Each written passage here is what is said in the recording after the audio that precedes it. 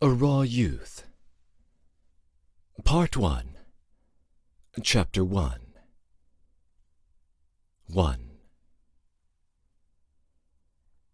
I cannot resist sitting down to write the history of the first steps in my career, though I might very well abstain from doing so. I know one thing for certain. I shall never again sit down to write my autobiography, even if I live to be 100. One must be too disgustingly in love with oneself to be able without shame to write about oneself. I can only excuse myself on the ground that I am not writing with the same object with which other people write, that is, to win the praise of my readers. It has suddenly occurred to me to write out word for word all that has happened to me during this last year, simply from an inward impulse, because I am so impressed by all that has happened. I shall simply record the incidents, doing my utmost to exclude everything extraneous, especially all literary graces.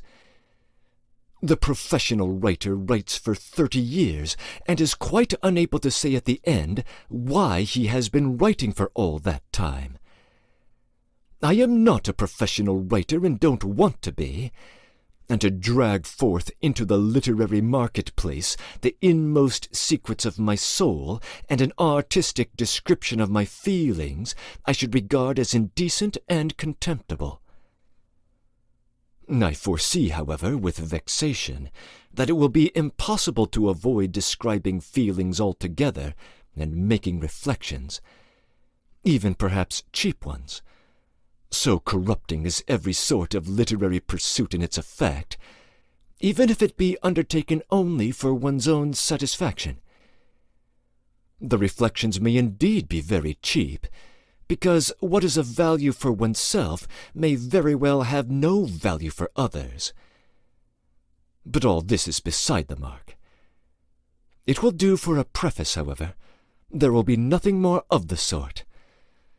Let us get to work, though there is nothing more difficult than to begin upon some sorts of work, perhaps any sort of work. 2. I am beginning, or rather I should like to begin, these notes from the 19th of September of last year. That is, from the very day I first met. But to explain so prematurely who it was I met before anything else is known would be cheap. In fact, I believe my tone is cheap. I vowed I would eschew all literary graces, and here at the first sentence I am being seduced by them. It seems as if writing sensibly can't be done simply by wanting to. I may remark also that I fancy writing is more difficult in Russian than in any other European language. I am now reading over what I have just written, and I see that I am much cleverer than what I have written.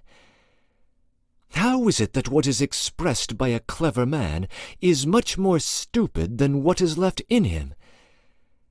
I have more than once during this momentous year noticed this with myself in my relations with people, and have been very much worried by it. Although I am beginning from the 19th of September, I must put in a word or two about who I am and where I had been till then, and what was consequently my state of mind on the morning of that day, to make things clearer to the reader, and perhaps to myself also. 3. I have passed the leaving examination at the grammar school, and now I am in my 21st year. My surname is Dolgoruki, and my legal father is Makar Ivanovich Dolgoruki, formerly a serf in the household of the Versilovs. In this way I am a legitimate son, although I am, as a matter of fact, conspicuously illegitimate, and there is not the faintest doubt about my origin. The facts are as follows. 22 years ago, Versilov, that is my father, being 25 years old, visited his estate in the province of Tula. I imagine that at that time his character was still quite unformed. It is curious that this man who, even in my childhood, made such an impression upon me, who had such a crucial influence on the whole bent of my mind, and who perhaps has even cast his shadow over the whole of my future, still remains, even now, a complete enigma to me in many respects. Of this more particulars later. There is no describing him straight off. My whole manuscript will be full of this man anyway. He had just been left a widower at that time, that is, when he was 25. He had married one of the Fenaryatovs, a girl of high rank but without much money, and by her he had a son and a daughter. The facts that I have gathered about this wife whom he lost so early are somewhat scanty, and are lost among my materials, and indeed many of the circumstances of Versilov's private life have eluded me, for he has always been so proud, disdainful, reserved, and casual with me, in spite of a sort of meekness towards me which was striking at times. I will mention, however, to make things clear beforehand, that he ran through 3 fortunes in his lifetime, and very big ones too, of over 1,400 souls, and maybe more. Now, of course, he has not a farthing. He went to the village on that occasion. God knows why. So at least he said to me afterwards. His young children were, as usual, not with him, but with relations. This was always his method with his children, legitimate and illegitimate alike. The house serfs on this estate were rather numerous, and among them was a gardener called Makar Ivanovich Dolgoruki. Here I will note in parenthesis, to relieve my mind once and for all, I doubt whether anyone can ever have raged against his surname as I have all my life. This is stupid, of course, but so it has been. Every time I entered a school or met persons whom I had to treat with respect as my elders, every wretched little teacher, tutor, priest, anyone you like, on asking my name and hearing it was Dolgoruki, for some reason invariably thought fitting to add, Prince Dolgoruki? And every single time I was forced to explain to these futile people, no, simply Dolgoruki. That simply began to drive me mad at last. Here I note is a curious phenomenon that I don't remember a single exception. Every one of them asked the question. For some it was apparently quite superfluous, and indeed I don't know how the devil it could have been necessary for anyone. But every one of them asked it. On hearing that I was simply Dolgoruki, the questioner looked me up and down with a blank and stupidly apathetic stare that betrayed that he did not know why he had asked the question. Then he would walk away. My comrades and schoolfellows were the most insulting of all. How do schoolboys question a newcomer?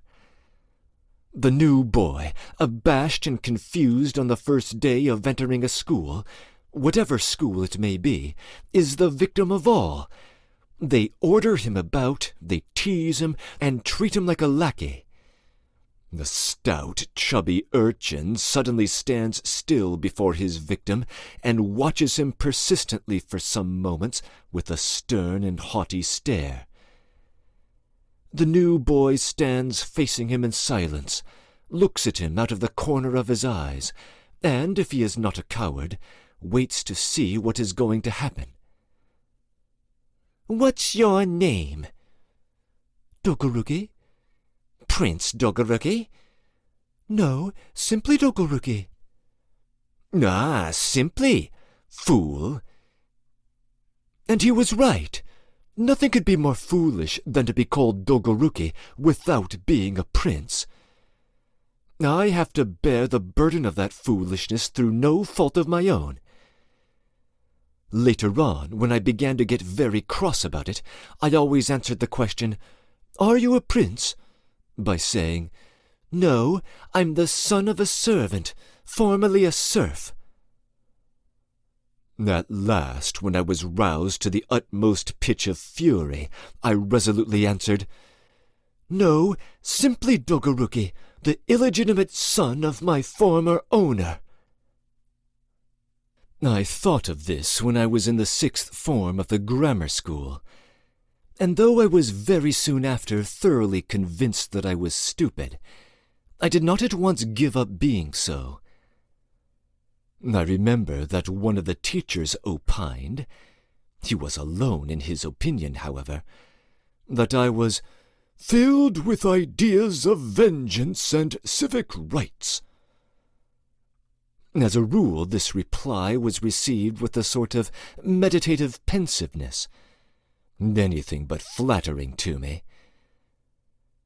At last, one of my schoolfellows, a very sarcastic boy, to whom I hardly talked once in a year, said to me with a serious countenance, looking a little away, "Such sentiments do you credit, of course, and no doubt you have something to be proud of. But if I were in your place, I should not be too festive over being illegitimate.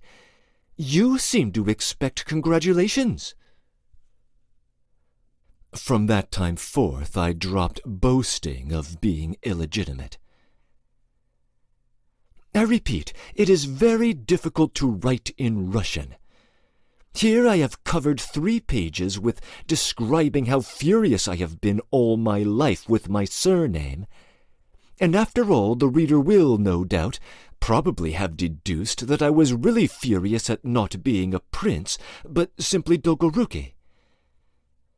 To explain again and defend myself would be humiliating.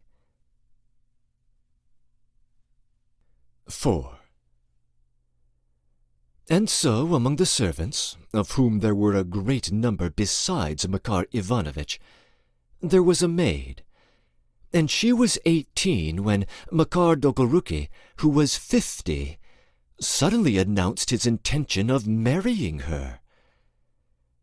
In the days of serfdom, marriages of house serfs, as everyone knows, only took place with the sanction of their masters, and were sometimes simply arranged by the latter.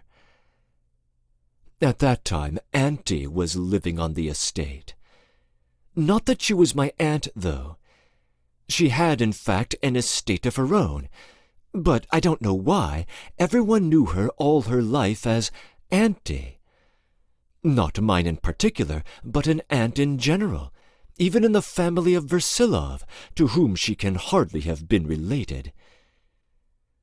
Her name was Tatyana Pavlovna Prutkov. In those days she still had, in the same province and district, a property of 35 serfs of her own. She didn't exactly administer Versilov's estate, of 500 serfs, but being so near a neighbor, she kept a vigilant eye on it, and her superintendence, so I have heard, was as efficient as that of any trained steward. However, her efficiency has nothing to do with me. But to dispose of all suspicion of cringing or flattery on my part, I should like to add that this Tatyana Pavlovna was a generous and even original person. Well, far from checking the gloomy Makar Dogoruki's matrimonial inclinations, I am told he was gloomy in those days, she gave them the warmest encouragement.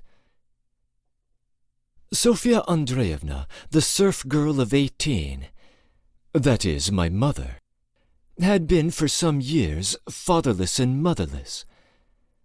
Her father, also a serf, who had a great respect for Makar Dogoruki and was under some obligation to him, had 6 years before, on his deathbed, beckoned to the old gardener and, pointing significantly to his daughter, had, in the presence of the priest and all the servants, bequeathed her to him, saying, "When she's grown up, marry her." This was, so they say, a quarter of an hour before he expired, so that it might, if need be, have been put down to delirium. Besides which, he had no right to dispose of property, being a serf. Everyone heard his words. As for Makar Ivanovitch, I don't know in what spirit he afterwards entered upon the marriage, whether with great eagerness or simply as the fulfillment of a duty. Probably he preserved an appearance of complete indifference. He was a man who, even at that time, knew how to keep up his dignity. It was not that he was a particularly well-educated or reading man, though he knew the whole of the church service and some lives of the saints, but this was only from hearing them. It was not that he was a sort of backstairs philosopher. It was simply that he was a man of obstinate, and even at times rash character, was conceited in his talk, autocratic in his judgment, and respectful in his life, to use his own surprising expression. That is what he was like at that time. Of course, he was universally respected, but, I am told, disliked by everyone. It was a different matter when he ceased to be a house serf. Then he was spoken about as a saint and a man who had suffered much. That I know for a fact. As for my mother, Tatyana Pavlovna had kept her till the age of 18 in her house, although the steward had urged that the girl should be sent to Moscow to be trained. She had given the orphan some education, that is, taught her sewing and cutting out clothes, ladylike deportment, and even a little reading. My mother was never able to write decently. She looked upon this marriage with Makar Ivanovitch as something settled long ago, and everything that happened to her in those days she considered very good and all for the best. She went to her wedding looking as unmoved as anyone could on such an occasion, so much so that even Tatyana Pavlovna called her a fish. All this about my mother's character at that time I heard from Tatyana Pavlovna herself. Versilov arrived just 6 months after this wedding. Breaking in. As noted in the introduction, the surname Dolgoruki belongs to one of the oldest noble houses in Russia, which explains the reaction Arkady invariably gets upon first being introduced to someone. The grammar school from which Arkady has graduated, sometimes referred to in other contexts as gymnasium, is basically a high school. In Russia at the time, gymnasium would be a 7-year affair, running from ages 12 to 13 through 19 to 20. Thus, when he had his altercation with a sarcastic boy in the 6th form of the grammar school, he would have been about 18. He says that, as he is writing these notes, he is in his 21st year. I take that to mean that he is 20, going on 21. We should believe that on the 19th of September, that is, the day he wishes to begin his narrative, he would have been 19. Using the date of publication and a bit of subtraction, we can say that the wedding between Makar Ivanovitch and Sofya Andreevna would have taken place in the early to mid-1850s. Serfdom would not be abolished until 1861. Serfs were, in all legal respects, slaves, and the landowning class would often measure their wealth in terms of the number of serfs, or souls, owned. At his height, Versilov owned north of 1,400 souls, although at the time of the wedding that number was at 500. Tatiana Pavlovna's estate was much more modest, at 35 souls. Tatiana Pavlovna's role in these affairs is worth observing as we proceed. Given how negligent Versilov appears to have been, both as a father and as a landowner, perhaps the busybody next door is not so much a burden as a godsend. End of comments. 5. I only want to say that I have never been able to find out or to guess to my own satisfaction what led up to everything between him and my mother. I am quite ready to believe, as he himself assured me last year with a flushed face, though he talked of all this with the most unconstrained and flippant air, that there was no romance about it at all, that it had just happened. I believe that it did just happen, and that little phrase, just happened, is delightful. Yet I always wanted to know how it could have come about. I have always hated that sort of nastiness all my life, and always shall. It's not simply a disgraceful curiosity on my part, of course. I may remark that I knew absolutely nothing of my mother till a year ago. For the sake of Versilov's comfort, I was sent away to strangers, but of that later. And so I can never picture what she looked like at that time. If she had not been at all pretty, what could a man such as Versilov was then have found attractive in her? This question is of importance to me, because it throws a light on an extremely interesting side of that man's character. It is for that reason I ask it, and not from depravity. Gloomy and reserved as he always was, he told me himself on one occasion, with that charming candour which he used to produce, from the devil knows where, it seemed to come out of his pocket when he saw it was indispensable, that at that time he was a very silly young puppy. Not that he was exactly sentimental, but just that he had lately read Poor Anton and Polinka Sax, two literary works which exerted an immense humanizing influence on the younger generation of that day. He added that it was perhaps through Poor Anton that he went to the country, and he added it with the utmost gravity. How did that silly puppy begin at first with my mother?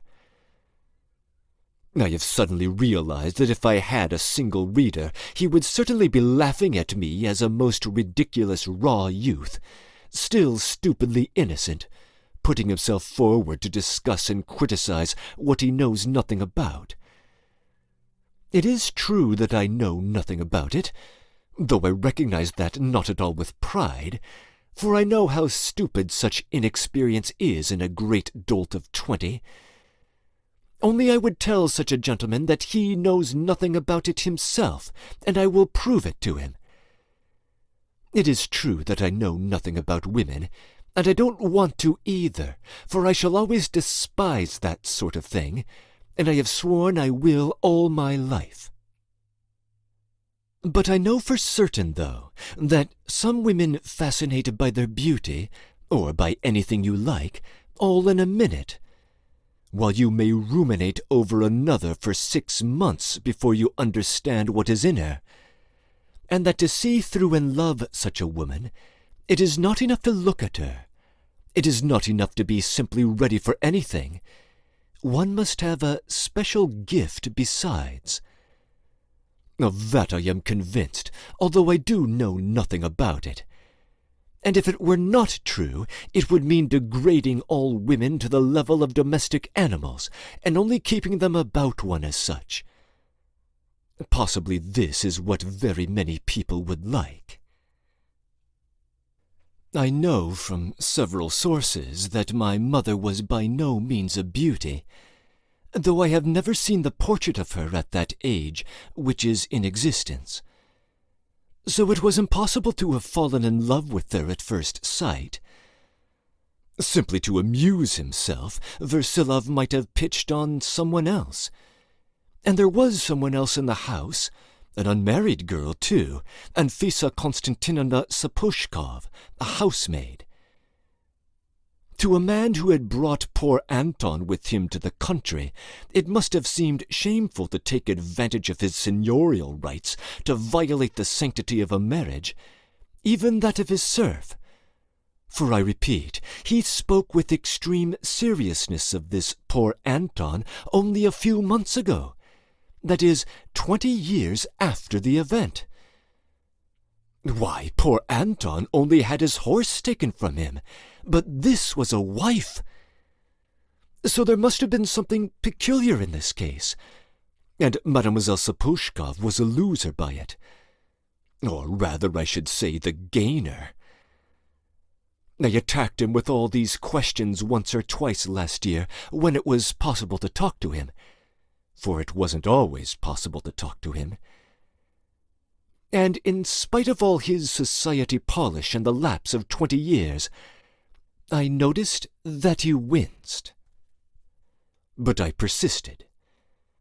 On one occasion, anyway, although he maintained the air of worldly superciliousness which he invariably thought fit to assume with me, he muttered strangely that my mother was one of those defenseless people whom one does not fall in love with. Quite the contrary, in fact, but whom one suddenly pities for their gentleness, perhaps, though one cannot tell what for. That no one ever knows, but one goes on pitying them, one pities them and grows fond of them. In fact, my dear boy, there are cases when one can't shake it off. That was what he told me. And if that was how it really happened, I could not look upon him as the silly puppy he had proclaimed himself. That is just what I wanted. He went on to assure me, however, that my mother loved him through servility. He positively pretended it was because he was her master. He lied, thinking this was chic. He lied against his conscience, against all honor and generosity. I have said all this, of course, as it were to the credit of my mother. But I have explained already that I knew nothing whatever of her as she was then. What is more, I know the rigidity of her environment, and the pitiful ideas in which she had become set from her childhood, and to which she remained enslaved for the rest of her life. The misfortune happened, nevertheless. I must correct myself, by the way. Letting my fancy run away with me, I have forgotten the fact which I ought to have stated first of all. That is, that the misfortune happened at the very outset. I hope that the reader will not be too squeamish to understand at once what I mean. In fact, it began with his exercising his seignorial rights, although Mademoiselle Sapushkov was passed over. But here, in self-defense, I must declare at once that I am not contradicting myself. For, good Lord, what could a man like Versilov have talked about at that date with a person like my mother, even if he had felt the most overwhelming love for her? I have heard from depraved people that men and women very often come together without a word being uttered, which is, of course, the last extreme of monstrous loathsomeness. Nevertheless, I do not see how Versilov could have begun differently with my mother if he had wanted to. Could he have begun by expounding Polinka Saxe to her? And besides, they had no thoughts to spare for Russian literature. On the contrary, from what he said, he let himself go once, They used to hide in corners, wait for each other on the stairs, fly apart like bouncing balls with flushed cheeks if anyone passed by, and the tyrant slave-owner trembled before the lowest scrubbing-maid in spite of his seigneurial rights. And although it was at first an affair of master and servant, it was that, and yet not that. And after all, there is no really explaining it. In fact, the more you go into it, the more obscure it seems. The very depth and duration of their love makes it more mysterious, for it is a leading characteristic of such men as Versilov to abandon as soon as their object is attained. That did not happen, though. To transgress with an attractive, giddy flirt who was his serf, and my mother was not a flirt, was not only possible but inevitable for a depraved young puppy. And they were all depraved, every one of them, the progressives as well as the reactionaries, especially considering his romantic position as a young widower and his having nothing to do. But to love her all his life is too much. I cannot guarantee that he did love her, but he has dragged her about with him all his life, that's certain. I put a great many questions to my mother, but there is one, most important, which, I may remark, I did not venture to ask her directly, though I got on such familiar terms with her last year. And what is more, like a coarse, ungrateful puppy, considering she had wronged me, I did not spare her feelings at all. This was the question: how she, after 6 months of marriage, crushed by her ideas of the sanctity of wedlock, crushed like some helpless fly, respecting her Makar Ivanovitch as though he had been a god, how she could have brought herself in about a fortnight to such a sin. Was my mother a depraved woman, perhaps? On the contrary, I may say now at once that it is difficult to imagine anyone more pure-hearted than she was then, and has been all her life. The explanation may be, perhaps, that she scarcely knew what she was doing. I don't mean in the sense in which lawyers nowadays urge this in defense of their thieves and murderers, but was carried away by a violent emotion, which sometimes gains a fatal and tragic ascendancy when the victim is of a certain degree of simplicity. There is no telling. Perhaps she fell madly in love with the cut of his clothes, the Parisian style in which he parted his hair, his French accent. Yes, French, though she didn't understand a word of it. The song he sang at the piano. She fell in love with something she had never seen or heard of, and he was very handsome, and fell in love with him straight away, once for all, hopelessly. Fell in love with him altogether, manners, song, and all. I have heard that this did sometimes happen to peasant girls in the days of serfdom, and to the most virtuous too. I understand this, and the man is a scoundrel who puts it down to nothing but servility. And so perhaps this young man may have had enough direct power of fascination to attract a creature who had till then been so pure, and who was of a different species, of an utterly different world, and to lead her on to such evident ruin. That it was to her ruin my mother, I hope, realized all her life. Only probably when she went to it she did not think of ruin at all. But that is how it always is with these defenseless creatures. They know it is ruin, and they rush upon it. Having sinned, they promptly repented. He told me flippantly that he sobbed on the shoulder of Makar Ivanovitch, whom he sent for to his study expressly for the purpose. And she, meanwhile, was lying unconscious in some little back room in the servants' quarters.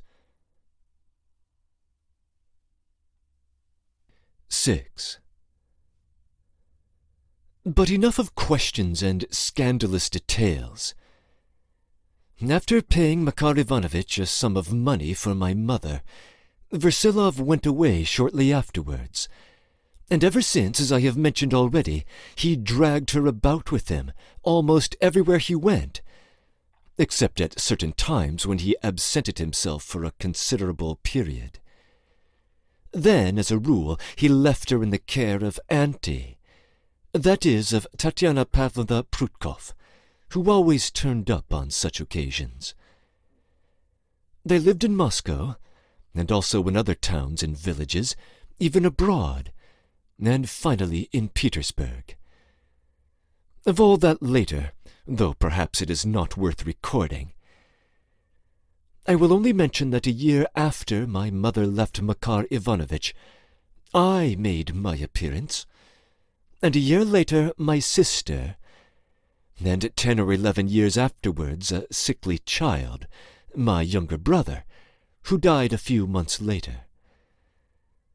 My mother's terrible confinement with this baby was the end of her good looks, so at least I was told.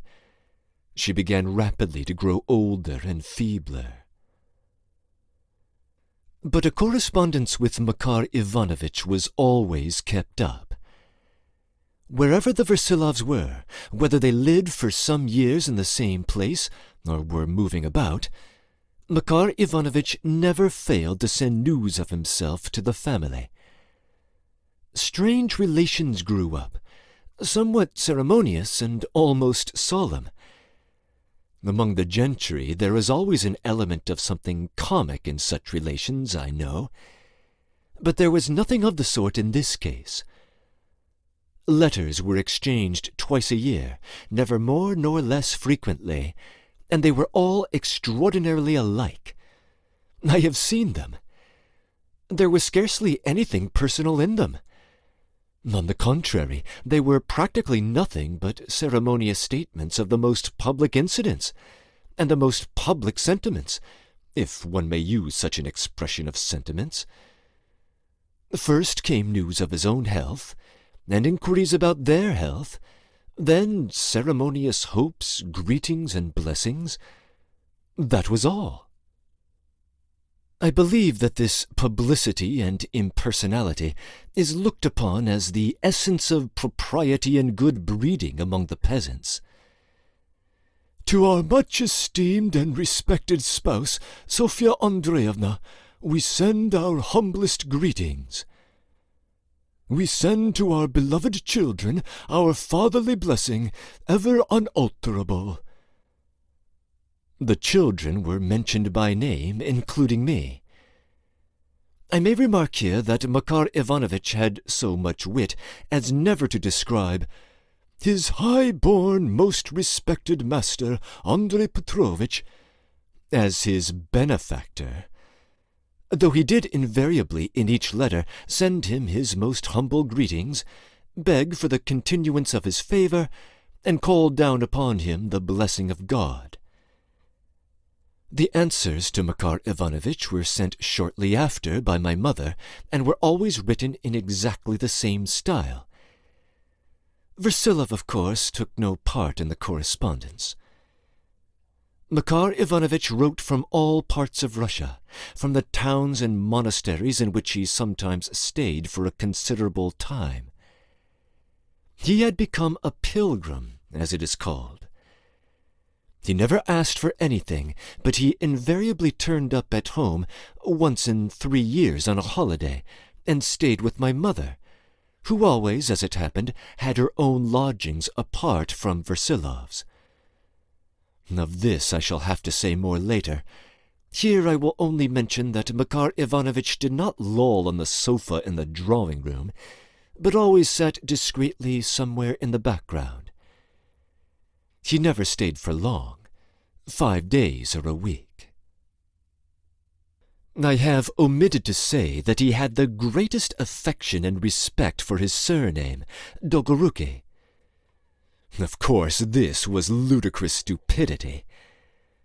And what was most stupid was that he prized his name just because there were princes of the name. A strange, topsy-turvy idea. I have said that the family were always together, but I mean except for me, of course. I was like an outcast, and almost from my birth had been with strangers. But this was done with no special design, but simply because it had happened so. When I was born, my mother was still young and good-looking, and therefore necessary to Versilov, and a screaming child, of course, was always a nuisance, especially when they were traveling. That was how it happened that, until I was 19, I had scarcely seen my mother except on 2 or 3 brief occasions. It was not due to my mother's wishes, but to Versilov's lofty disregard for people. Breaking in.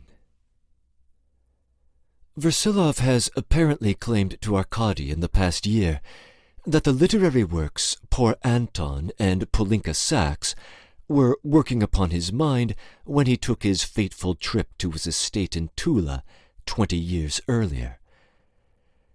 These were both novellas published in 1847, the former by Grigorovich and the latter by Druzhinin. Poor Anton describes the piteous conditions of peasant life and served as a literary protest to serfdom, which explains Arkady's incredulity about Versilov's willingness to injure Makar Ivanovich after reading it. Polinka Sax is the story of a man who forgives his adulterous wife and gives her over to his rival. No wonder, then, that Arkady should doubt that it could have been a conversation starter between Versilov and his innocent and uneducated peasant lover. Versilov's familiarity with these works also paint him as having a liberal bent, at least as that bent had been crafted in the prior generation. But Arkady is not wrong when he says that landowners of all political stripes would have dalliances with their serfs in those days. Still, Versilov's affair seems of a different nature, and the mystery of his attraction to Sofya Andreevna will be a running theme of the novel. We will similarly have to return to that curious interaction between Versilov and Makar Ivanovich, in which Versilov paid reparations to the husband for the wife. And Makar Ivanovich himself remains something of an enigma. The fact that he should have married a girl of 18 while he himself was 50 may be distasteful to modern sensibilities, but was not unheard of at the time, and it seems may have been done out of a sense of duty to the dying father. Makar Ivanovich certainly would not have read Polinka Sax, even if he has much in common with the husband of that novella. Arkady's comments here suggest that the wandering pilgrim of more recent years is a somewhat changed man from the gloomy but self-respecting gardener of the days of serfdom. End of comments. 7. Now for something quite different. A month earlier, that is, a month before the 19th of September, I had made up my mind in Moscow to renounce them all, and to retire into my own idea, finally. I record that expression, retire into my own idea, because that expression may explain my leading motive, my object in life. What that idea of mine is, of that there will be only too much said later. In the solitary years of my dreamy life in Moscow, It sprang up in my mind before I had left the sixth form of the grammar school, and from that time perhaps never left me for an instant. It absorbed my whole existence. Till then I had lived in dreams. From my childhood upwards I have lived in the world of dreams, always of a certain color. But after this great and all-absorbing idea turned up, my dreams gained in force, took a definite shape, and became rational instead of foolish. School did not hinder my dreams, and it did not hinder the idea either. I must add, however, that I came out badly in the leaving exam, though I had always been one of the first in all the forms up to the seventh. And this was a result of that same idea, a result of a false deduction from it, perhaps. So it was not schoolwork that hindered the idea, but the idea that hindered schoolwork. And it hindered university work, too. When I left school, I intended at once not only to cut myself off from my family completely, but from all the world if necessary, though I was only 19 at the time. I wrote through a suitable person to tell them to leave me entirely alone, not to send me any more money for my maintenance, and, if possible, to forget me altogether. That is, if they ever did remember me. And finally, nothing would induce me to enter the university. An alternative presented itself from which there was no escaping.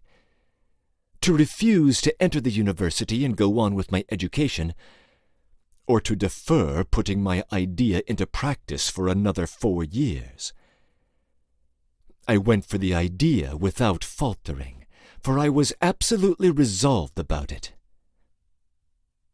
In answer to my letter, which had not been addressed to him, Versilov, my father, whom I had only seen once for a moment when I was a boy of 10, though even in that moment he made a great impression upon me, summoned me to Petersburg in a letter written in his own hand, promising me a private situation. This cold, proud man, careless and disdainful of me, after bringing me into the world and packing me off to strangers, knew nothing of me at all, and had never even regretted his conduct. Who knows, perhaps he had only a vague and confused idea of my existence, for it appeared afterwards that the money for my maintenance in Moscow had not been furnished by him, but by other people. Yet the summons of this man, who so suddenly remembered me, and deigned to write to me with his own hand, by flattering me, decided my fate. Strange to say, what pleased me in his note, one tiny sheet of paper, was that he said not a word about the university, did not ask me to change my mind, did not blame me for not wanting to continue my studies, did not, in fact, trot out any parental flourishes of the kind usual in such cases, and yet this was wrong of him, since it betrayed more than anything his lack of interest in me. I resolved to go, the more readily because it would not hinder my great idea. "I'll see what will come of it," I argued. "In any case I shall associate with them only for a time, possibly a very short time. But as soon as I see that this step, tentative and trifling as it is keeping me from the great object, I shall break off with them, throw up everything, and retreat into my shell. Yes, into my shell. I shall hide in it like a tortoise." This comparison pleased me very much. "I shall not be alone," I went on musing, as I walked about Moscow those last days like one possessed. "I shall never be alone as I have been for so many awful years till now.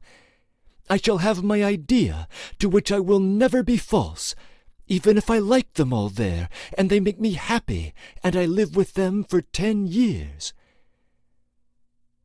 It was, I may remark beforehand, just that impression. That is, the twofold nature of the plans and objects definitely formed before leaving Moscow, and never out of my mind for one instant in Petersburg. For I hardly think there was a day in Petersburg which I had not fixed on beforehand as the final date for breaking off with them and going away.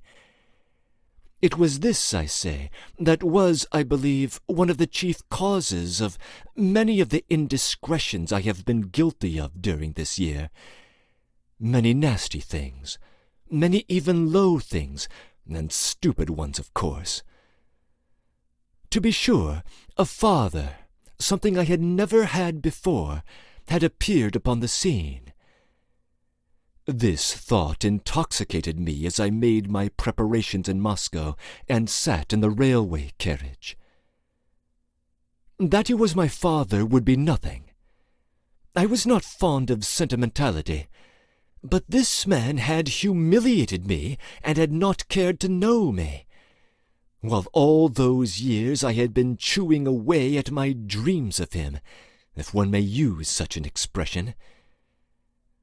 From my childhood upwards, my dreams were all colored by him, all hovered about him as the final goal. I don't know whether I hated him or loved him, but his figure dominated the future and all my schemes of life. And this happened of itself. It grew up with me. Another thing which influenced me in leaving Moscow was a tremendous circumstance, a temptation which, even then, 3 months before my departure, before Petersburg had been mentioned, set my heart leaping and throbbing. I was drawn to this unknown ocean by the thought that I could enter it as the lord and master of other people's destinies. And what people, too!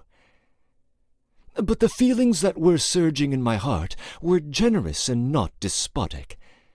I hasten to declare it, that my words may not be mistaken.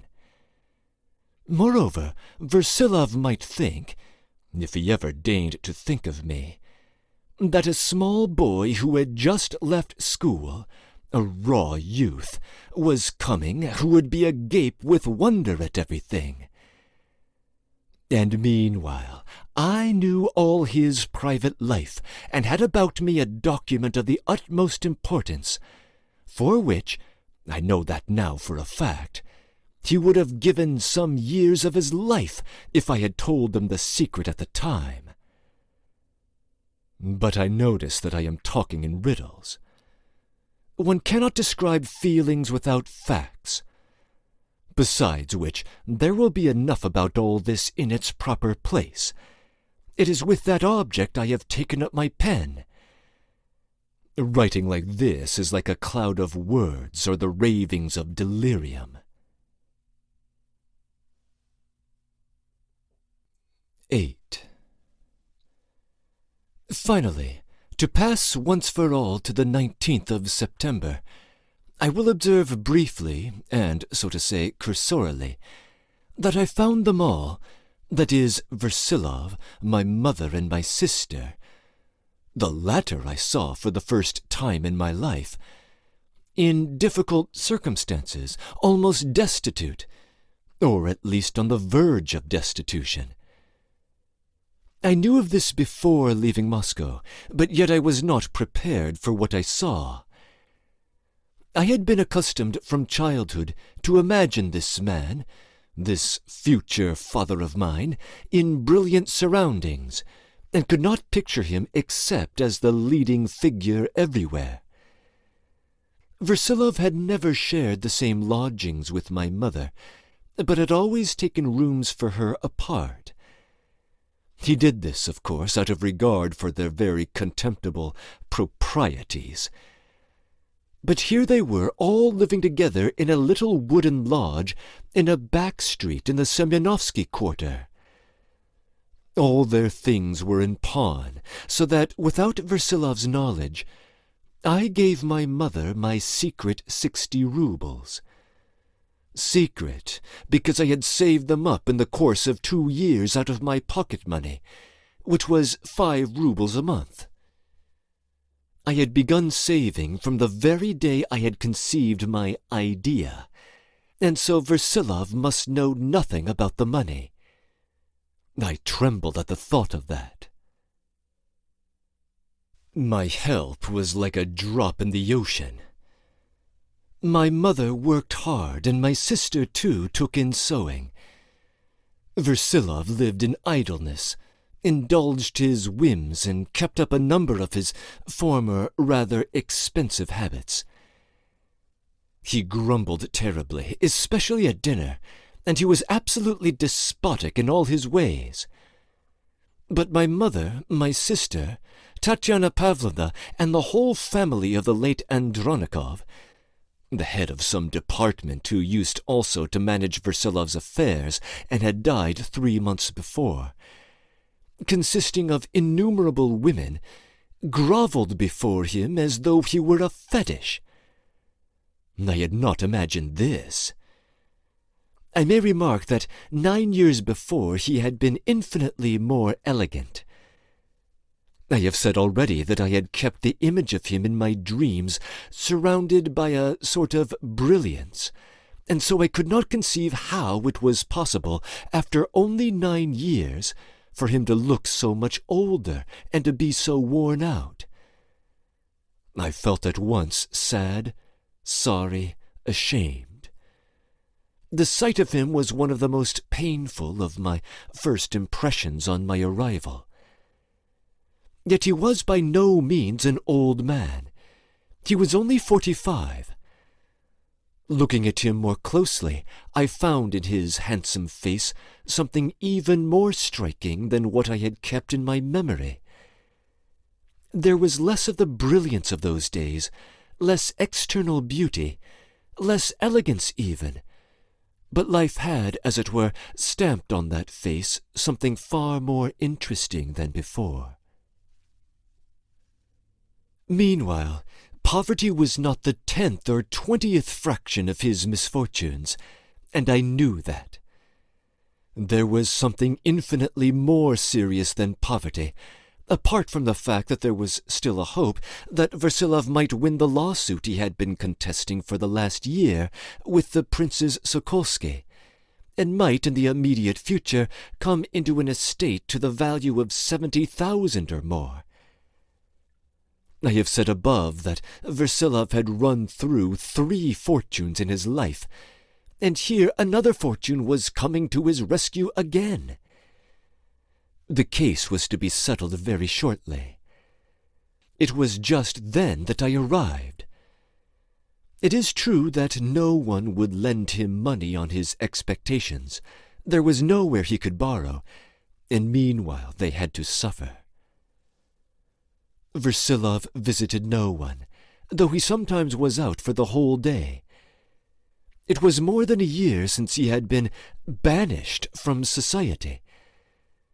In spite of all my efforts, this scandal remained for the most part a mystery, though I had been a whole month in Petersburg. Was Versilov guilty or not guilty? That was what mattered to me. That is what I had come to Petersburg for. Everyone had turned against him. Among others, all the influential and distinguished people with whom he had been particularly clever in maintaining relations all his life. In consequence of rumors of an extremely low, and what was much worse in the eyes of the world, scandalous action which he was said to have committed more than a year ago in Germany. It was even reported that he had received a slap in the face from Prince Sokolsky, one of those with whom he was now in litigation, and had not followed it by a challenge. Even his children, the legitimate ones, his son and daughter, had turned against him and were holding aloof. It is true that through the influence of the Fenaryatovs and old Prince Sokolsky, who had been a friend of Versilov, the son and daughter moved in the very highest circles. Yet, watching him all that month, I saw a haughty man who had rather cast off society than been cast off by it, so independent was his air. But had he the right to look like that? That was the question that agitated me. I absolutely had to find out the whole truth at the earliest possible date, for I had come to judge this man. I still kept my power hidden from him, but I had either to accept him or to reject him altogether. But that would have been too painful to me, and I was in torment. I will confess it frankly at last. The man was dear to me. And meanwhile I was living in the same flat with him, working and scarcely refraining from being rude. In fact, I did not refrain. After spending a month with him, I became more convinced every day that I could not possibly appeal to him for a full explanation. This man in his pride remained an enigma to me, while he wounded me deeply. He was positively charming to me and jested with me, but I should have liked quarrels better than such jests. There was a certain note of ambiguity about all my conversations with him, or, more simply, a strange irony on his part. From our first meeting, on my arrival from Moscow, he did not treat me seriously. I never could make out why he took up this line. It is true that by this means he succeeded in remaining impenetrable, but I would not have humbled myself so far as to ask him to treat me seriously. Besides, he had certain wonderful and irresistible ways which I did not know how to deal with. In short, he behaved to me as though I were the greenest of raw ewes, which I was hardly able to endure, though I knew it would be so. I, too, gave up talking seriously in consequence, and waited. In fact, I almost gave up talking altogether. I waited for a person on whose arrival in Petersburg I might finally learn the truth. That was my last hope. In any case, I prepared myself for a final rupture, and had already taken all necessary measures. I was sorry for my mother, but either him or me, that was the choice I meant to offer her and my sister. I had even fixed on the day, and meanwhile I went to my work.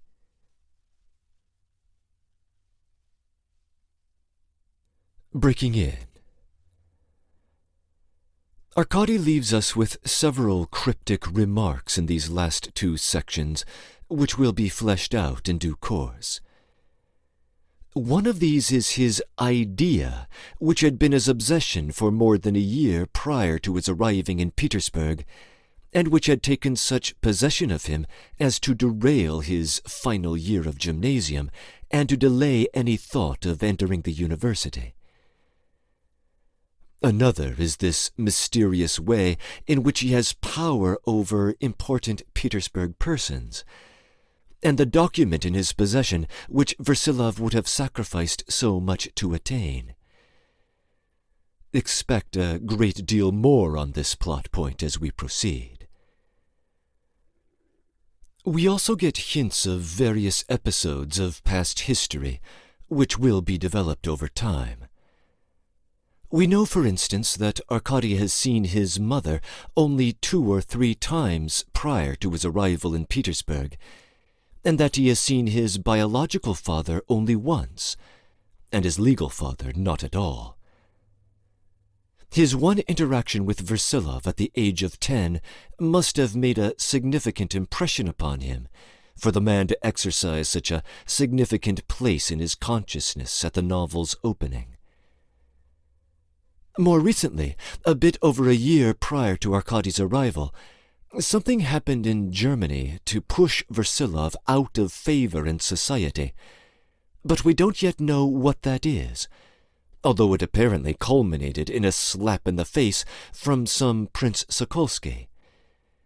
We will need to uncover more about this episode as well, as indeed the nature of what had happened there is of great interest to the 19-year-old Arkady.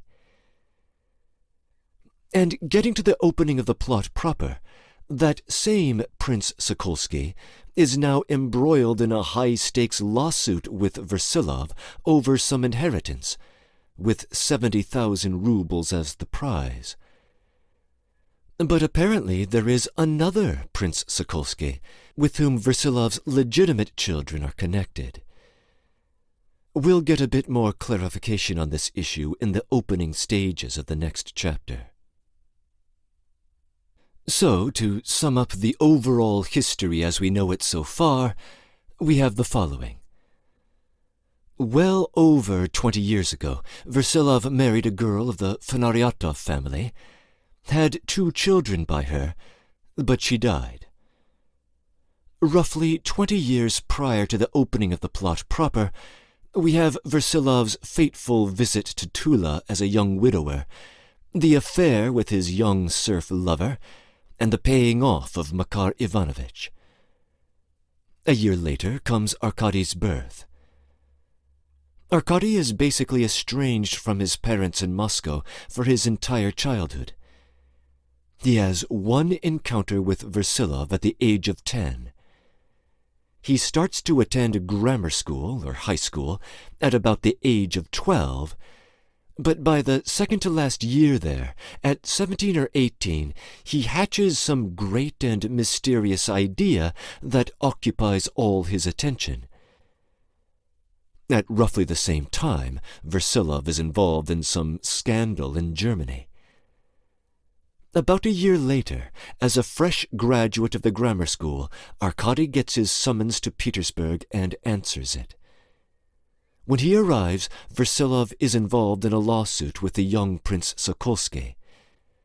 A month later brings us to the 19th of September. And within a year after the plot proper, Arkady is writing these very notes. Thus described, we have a fairly sketchy history to work with the holes to be filled in gradually in future pages. Finally, Arkady drops a very brief remark about some person whom he expects to arrive in Petersburg, on whom he is waiting, and who he thinks will help to reveal all the truth about his father that he is so eager to learn. We will have to wait to understand who this mysterious person is. End of comments.